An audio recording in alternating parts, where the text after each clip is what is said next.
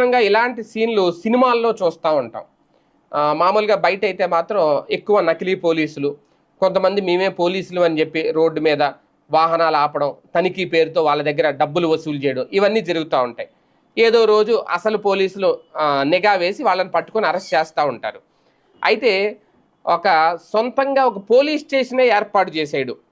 Police station ఏర్పాటు చేసేసి దాన్ని కొనసాగిస్తూ దందాలు చేయడం, అక్రమంగా డబ్బులు వసూలు చేయడం. మొన్న మధ్యన ఎక్కడో చూసాం, ఏదో ప్రాంతంలో ఒక బ్యాంక్నే ఓపెన్ చేసేసారు సొంతంగా. ఒక బ్యాంక్ ఓపెన్ చేసి డిపాజిట్లు, అక్కడ అకౌంట్లు ఇచ్చేయడం, ఆ బ్యాంక్ రన్ చేసేస్తున్నా సరే ఆ సంబంధిత ఆ బ్యాంక్ శాఖ పట్టించుకోలేదు.